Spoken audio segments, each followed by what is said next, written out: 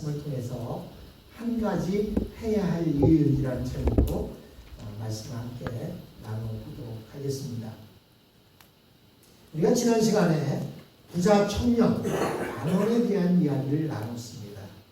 그리고 이어서 계속 오늘 또 그 이야기를 나누고 있습니다.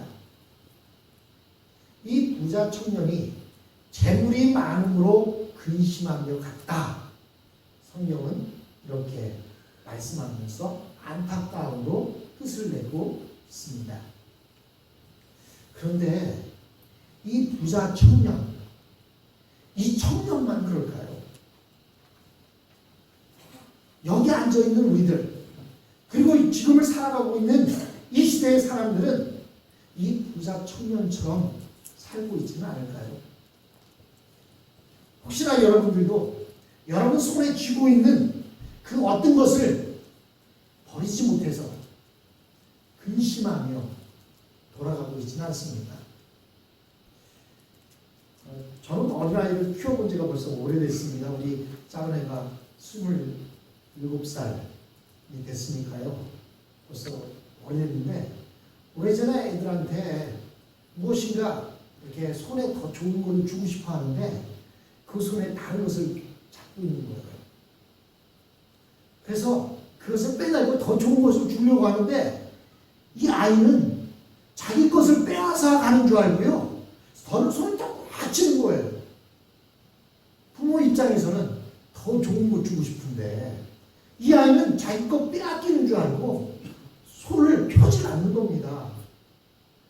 그래도 정말 더 좋은 것이면 그 손에 있는 것을 빼앗고 주려고 합니다. 그러면 그 아이는 어떡하죠? 손을 꽉 쥐고 도망가면서 엉엉 울면서 도망갑니다. 부모가 자기의 것을 빼앗으려고 한다고 생각을 합니다.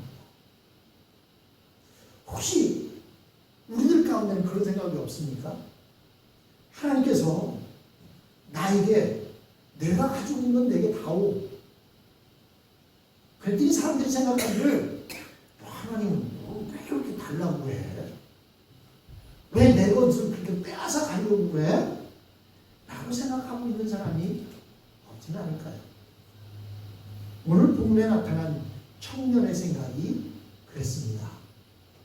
하나님이 더 좋은 것 주시기 위해서 그가 내가 가지고 있는 내 소유를 팔아서 이 가난한 사람들에게 주고 나를 따르라. 그러면 하늘의 보화가 내게 있을 것이다. 그런데 이 청년은 재물이 많음으로 근심하며 떠나갔다라고 성경은 말하고 있습니다. 여러분, 이 청년은요 젊은 청년이라고 이야기합니다. 그리고 또 누가복음에 보면 이 청년은 유대인의 관원이었다고 말합니다. 여러분, 젊고 부자고 관원이다. 그러면 이 사람은 어떤 인생을 살았을까요? 아마도 어려서부터 최선의 삶을 살았을 거예요. 열심히 공부를 했을 거고 또 열심히 공부해서 시험에 합격해서 한국으로 말하면 뭐 의사가 됐다든지 판사, 검사가 됐다든지 뭐 이렇게 아주 열심히 해서 젊은 나이에 관원이 될 수 있었습니다. 뿐만 아니라 부자라고 하는 것은 그만큼 재물을 모으는데도 아주 열심히 부지런히 살았을 거예요. 여러분, 부자가 달래 부자 됩니까? 부자는요 남에게 줄 것 안 주고 받을 것 악자까지 받고 그런 사람이 부자 되는 거예요. 얼마나 이 부자 청년 관원은 열심히 인생을 살았겠습니까? 그렇기 때문에 아마도 주위에 많은 사람들이 이 부자 청년 관원을 아는 사람들은 그 사람을 볼 때마다 참 저 젊은이 참 착실해. 참 저 젊은이 참 대단해. 저 젊은이 참 훌륭해. 아마 이렇게 얘기했을 겁니다. 그것은 주위의 사람들뿐만이 아니라 예수님을 따라오고 있던 예수님의 제자들도 아마도 그런 생각을 가지고 있었을 겁니다.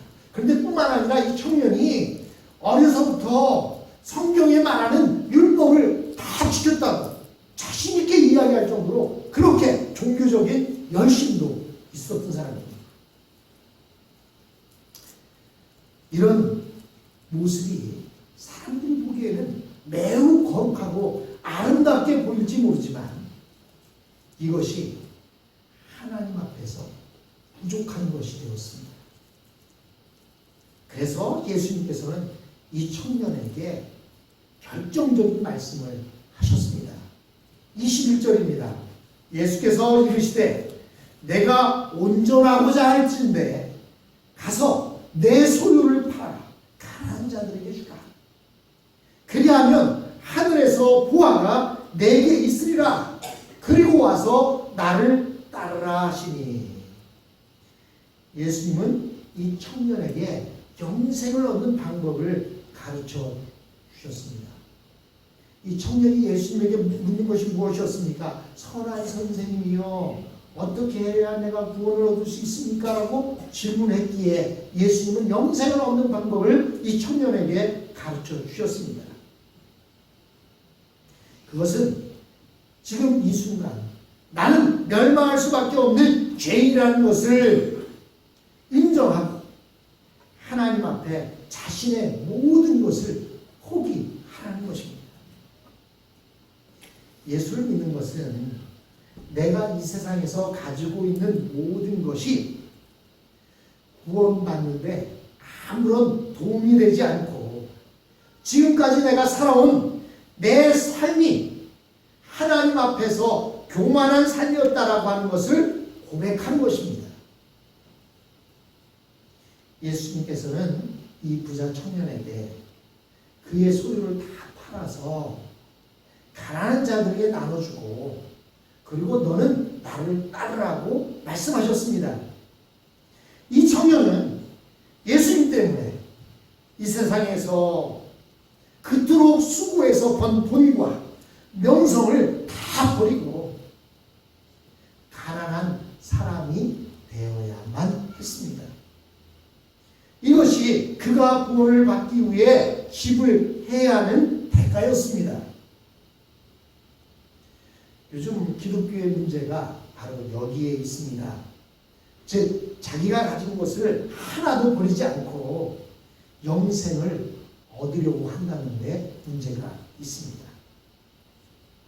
어떻게 이 세상에서 가지고 있는 것들을 하나도 버리지 않고 영생을 얻을 수 있겠습니까? 물론 우리가 예수님을 믿는다고 해서 재산을 모두 포기하거나 직장을 버려야 된다라고 하는 것은 아닙니다. 그러나 예수님을 믿는 순간부터 나의 것은 없는 것입니다. 이전에는 나의 것이었지만 예수를 믿는 순간 이제부터는 그것이 모두 다 예수님의 것이며 나는 그것을 맡아 가지고 있는 청지기에 불과한 사람이라는 것을 인정하는 것입니다. 이 이야기를 듣고 22절에 보십시오. 그 청년이 재물이 많음으로 이 말씀을 듣고 근심하며 가니라. 사실 예수님은 우리가 세상에서 가진 것을 다 포기한다 하더라도 분명히 그 이상의 것을 주시는 분입니다. 어린아이가 자기 손에 쥐고 있는 것을 포기한다고 해서 부모가 그것을 빼앗아가는 것이 아니라 더 큰 것, 더 좋은 것을 주시듯이 예수님은 그런 분이십니다. 그래서 만일 그 청년이 예수님의 말씀에 순종해서 모든 재산을 포기했다면 그것은 엄청나게 복된 것이었습니다. 왜냐하면 예수님은 하늘의 보화가 있을 것이라고 말씀하셨고 특히 너는 나를 좇으라, 나를 따르라 라고 하셨기 때문입니다. 예수님은 이 젊은이가 하나님의 말씀을 증거하는 그런 종이 되기를 원하셨던 것입니다. 그래서 예수님을 따르라고 말씀하십니다. 그러면 그에게 돈은 없지만 영혼을 살리는 능력이 있게 되고 예수님은 그에게 말할 수 없는 성령의 능력과 기도의 권세를 주실 것입니다. 그러나 이 부자 청년은 돈이 많았기 때문에 눈에 보이지 않는 하나님의 말씀과 그 능력과 축복을 보지 못했습니다. 결국 이 세상에서 최고로 가치 있는 것은 바로 우리 자신입니다. 하나님의 말씀은 우리 자신의 가치를 수조원으로 만들어 주실 것입니다. 몇 해 전에 미국 법원에서 한국의 삼성과 애플이 특허권 분쟁으로 재판을 받았던 적이 있습니다. 그때 삼성이 애플에게 몇 가지 것에서 짐으로 인해서 몇 조 원의 손해배상을 해야 한다라고 하는 판결이 나온 적이 있습니다. 그런데요, 우리 영혼의 가치에 비하면 그 몇 조 원은 아무것도 아닙니다. 여러분에게 몇 조 원을 줄 테니까 네 생명을 달라고 하면 그 몇 조 원이 내게 무슨 소용이 있겠습니까? 내 생명이 없으면 아무 소용이 없지요. 사람들은 이 세상에서 복을 많이 긁어 모아야 축복이라고 생각을 합니다. 그러나 진짜 축복은 하나님의 축복을 이 세상으로 끌고 오는 것입니다. 즉 하늘의 복주머니를 터뜨려서 이 땅에 하나님의 축복이 쏟아지게 하는 것이 진정한 복인 것입니다. 여러분 어릴 때 초등학교 운동회에서 점심시간이 되면 점심시간 바로 직전 하던 일이 있었어요. 그 운동회 때 하던 일이 뭔지 아십니까? 복주머니 던지기예요. 장대 위에 이만한 소쿠리 2개로 만들어놓은 것이 매달려 있어요. 그러면 양팀 선수가 청군과 백군을 나눠서 서로 그 오잼이라고 하는 그것을 가지고 복주머니 안에서 막 던집니다. 그래서 맞아서 먼저 터지면 그 팀이 이기는 건데요. 터뜨리면 거기에 무슨 이렇게 좋은 이야기가 적혀있고 한쪽에는 뭐라고 적혀있냐면 점심시간이라는 것이 적혀있어요. 그래서 꼭 점심 먹기 전에 오잼이 던지기, 복주머니 터치를 하는 기억이 납니다. 여러분, 우리는요, 우리가 이 땅에서 받는 복은 하늘의 축복을 이 땅에 끌어와서 이 땅에 그 축복이 만연하도록 하는 것이 그것이 바로 진정한 복입니다. 그런데 이 복을 이 땅에 오게 하는 것은 오직 단 한 가지밖에 없어요. 그게 무엇입니까? 바로 믿음입니다. 우리는 예수님을 믿고 하나님의 말씀을 믿어야 하늘의 복을 받을 수 있습니다. 이 청년은 이 세상의 재물을 포기하는 것을 큰 것으로 생각했기 때문에 그것을 포기할 수 없었지만 사실 그것은 예수님이 그에게 주실 축복에 비하면 아무것도 아니었습니다. 다만 눈에 보이지 않았기 때문이죠. 만일 그가 성령의 강같이 흐르는 그 축복을 알았다면 돈은 아무것도 아니라는 사실을 알게 되었을 것입니다. 예수님은 그에게 말씀의 능력을 주시며 기도응답의 축복을 주시며 또한 영혼을 살리는 능력을 주기를 원하셨습니다. 그러나 그는 재물의 욕심을 포기하지 못해서 근심하며 돌아갔습니다.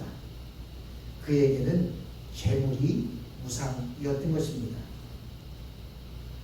그가 그렇게 가는 모습을 보면서 예수님은 제자들에게 말씀하십니다.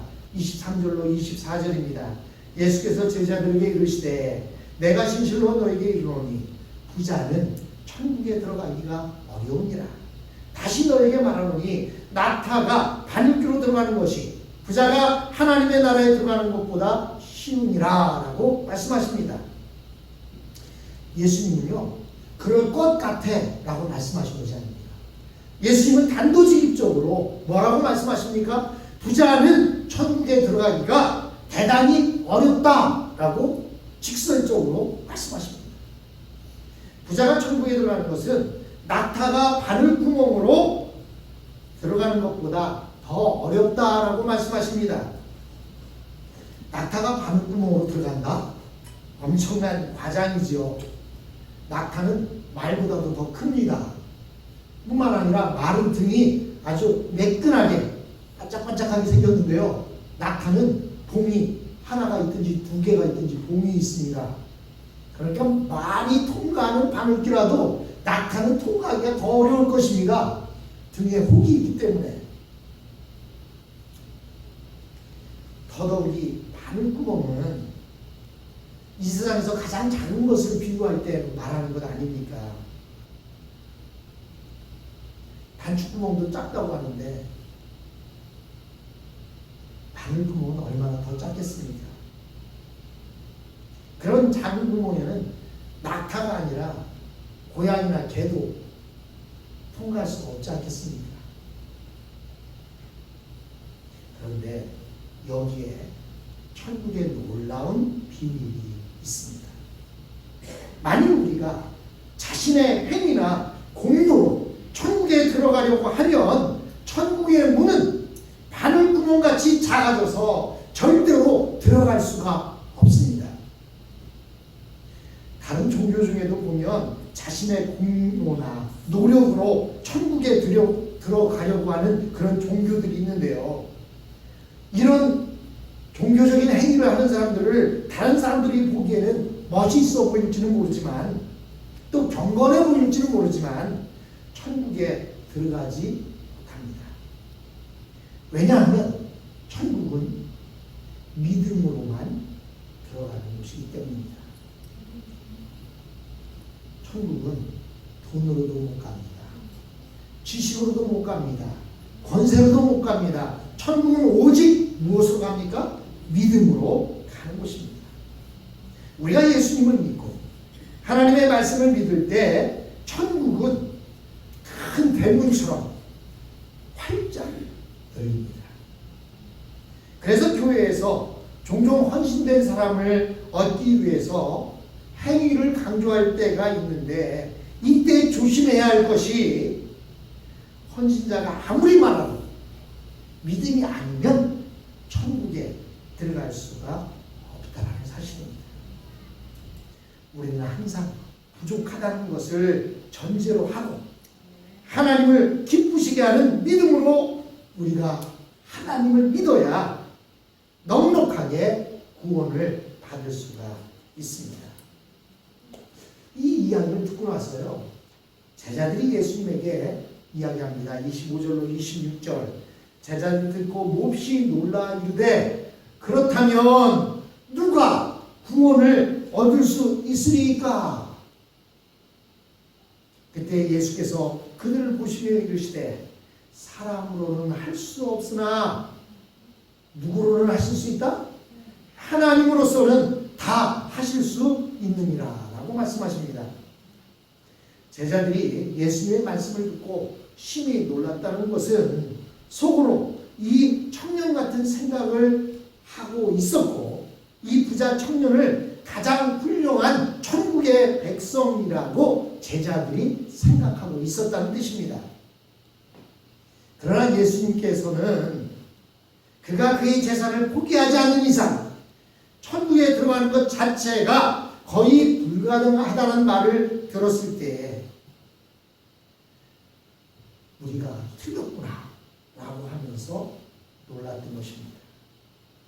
즉 당시에는 신앙도 좋고 이 세상에서도 성공한 사람을 가장 훌륭한 그리스도인이라고 생각했던 것입니다. 오늘날도 그렇습니다.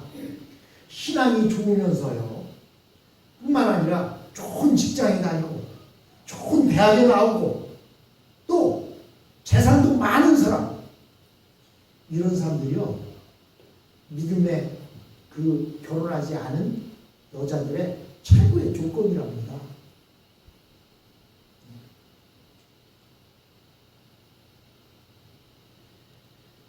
여러분, 그런데 구원받는 것이 사람의 힘으로 되는 것이 아닙니다. 오직 하나님만이 하실 수 있습니다. 어떻게 하십니까? 그 사람을 옥상에 데리고 올라가서 옥상에서 매주를 떨어뜨리면 어떻게 되겠습니까? 옥상에서 매주를 떨어뜨리면, 즉 2층 높이에서, 지붕에서 매주를 들어서 밑에다 떨어뜨렸다 생각해 보세요. 어떻게 되겠어요? 박살나겠죠. 그래서 옛날 우리가 대학 다닐 때 시절에 그런 말이 있어요. 옥돌매라는 말이 있었습니다. 옥상에서 떨어진 매주. 예. 어그리하게 생긴 남자나 여자를 볼 때 지나가면서 아유, 쟤는 옥돌매야. 요즘 그런 얘기하면 큰일 납니다. 근데 하나님께서는요, 우리를 옥상으로 데리고 올라서 옥상에서 떨어뜨려서 옥상에서 떨어진 매주같이 산산조각이 나게 만드십니다. 성공하기는 했지만 우리로 하여금 옥상에서 떨어지면 어디가 부러지거나 다쳐서 잘라지거나 하면 장애우가 되지 않겠습니까? 하나님께서는 장애우가 돼서라도 하나님을 믿어서 천국에 가는 것이 더 낫다라고 말씀하시는 것입니다. 그래서요, 우리는 너무 쉽게 구원을 받아서 구원이라는 게 너무 쉬우지 않은데요. 구원은 그렇게 쉬운 것이 아닙니다. 여러분, 쉽게 구원받는 것은 하나님의 놀라운 축복이지요.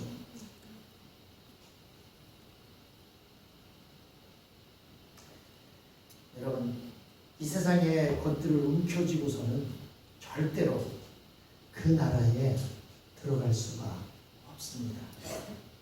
가지고 있더라도 나의 것이 아니고 주님의 것이 되어야 합니다. 그런데 말로만 그런 것이 아니고 진짜 주님의 청지기가 되려면 옥상에서 떨어진 불구자 같은 사람이 되어야 하는 것입니다. 그래서 하나님은 우리에게 복을 주시면서도 우리가 자랑하지 못하도록 중요한 나사를 하나씩 우리에게서 빼놓으셨습니다. 그래서 우리 예수 믿는 사람들은요, 100% 완벽한 사람이 없습니다. 왜? 그래야 하나님, 저는 부족합니다 하고 주님 앞에 무릎을 꿇을 수 있기 때문입니다. 우리가 아무리 똑똑하다고 날뛰어도 하나님 앞에서 우리는 아무것도 아닌 것입니다.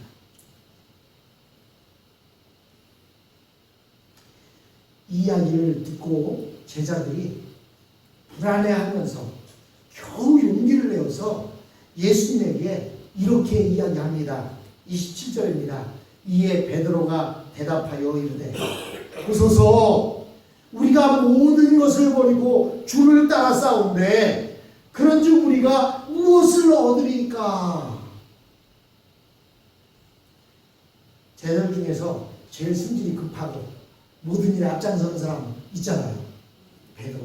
베드로가 예수님의 그 말씀을 듣고 용기를 내서 앞장서서 이야기를 하는 거예요. 우리가 모든 것을 버리고 주님을 따랐는데 그런즉 우리가 무엇을 얻을 수 있습니까? 이것들이 자신 있고 용감하게 이야기하는 것이 아닙니다. 불이 퍽 사는 얘기예요. 제자들이 주님을 위해 모든 것을 버릴 수 있었던 이유가 무엇입니까? 이 부자 청년들처럼 버릴 것이 많지 않았기 때문이에요. 지금 예수님을 따르고 있는 제자들 가운데 버릴 것이 많지 않다 보니까 예수님을 따르기가 훨씬 더 수월했습니다. 그래서 그들은 모든 것을 쉽게 버리고 예수님을 따를 수가 있었습니다. 우리가 알아야 할 것은 세상적으로 이미 성공한 후에 주님을 따르겠다고 생각하는 것만큼 미련한 것이 없다는 거예요. 그래서 부자들이 예수 믿기가 어렵습니다. 높은 지위에 있는 사람들이 예수 믿기가 어렵습니다. 왜? 이미 그들은 가진 만큼 가졌기 때문에 부족한 것을 못 느낍니다. 여러분, 11조를요, 가난한 행상을 하는 아주머니가 11조를 더 잘할까요? 아니면 부자들이 11조를 더 잘할까요? 하루에 10불 벌어서 먹고 사는 사람은요, 1불 헌금하고 나면 먹고 살아야 이렇게 9불밖에 안 남습니다. 여러분, 10씩 버는 사람이 있다고 생각해 보세요. 그 사람이 11조 100불 하고 나면요, 얼마가 남아요? 900불이 남습니다. 여러분, 10불 버는 사람이 2불 11조 하는 게 더 사실은 어렵습니다. 왜? 자기가 먹고 살 게 없어지니까. 1000불 벌어서 100불 11조 해도 900불 남습니다. 그런데 누가 11조를 더 잘할까요? 적게 버는 사람은 11조를 더 잘합니다. 많이 버는 사람은 이미 가진 것이 많기 때문에 겁나서 못해요. 그래서 많이 가진 사람들이 일정 가지고 벌벌 떠는 겁니다.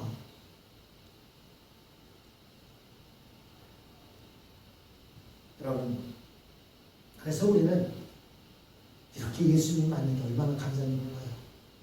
우리가 유명해지기 전에, 부자가 되기 전에, 높은 지위에 가기 전에 부족한 것이 많았기 때문에 주님, 저는 부족합니다. 어떻게 이 땅을 살아야 됩니까? 나 혼자 어린 자식을 데리고 어떻게 살아야 됩니까? 내가 없는 것이 너무 많습니다. 어떻게 하면 주님 살 수 있습니까? 그래서 주님 앞에 조아리게 된 것 아닙니까? 여러분, 그래서요, 요즘 젊은이들이 신앙을 갖기가 더 수월하다고 이야기합니다. 왜냐하면 젊은이들은 아직 가진 것이 없고 준비되는 과정 속에 있다 보니까 무엇인가 나에게 믿음을 주고 나라는 복을 준다고 하는 그것을 생각하기 때문에 주님 앞에 더 가까이 나올 수가 있다고 합니다.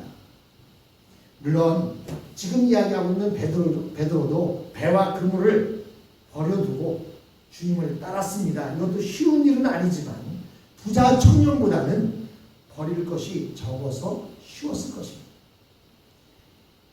28절, 예수께서 이르시되 내가 진실로 너에게 이르노니 세상이 새롭게 되어 인자가 자기 영광의 보좌에 앉을 때에 나를 따르는 너희도 12 보좌에 앉아 이스라엘 12지파를 심판하리라. 천국에서의 순서는 이 세상에서 많이 가진 것의 순서가 아니라 많은 것을 버린 순서라는 사실입니다. 이 세상에서는요, 부자, 쥐 높은 사람, 이런 사람들이 순서가 더 높은 것 같아요. 여러분, 비행기를 타보십시오.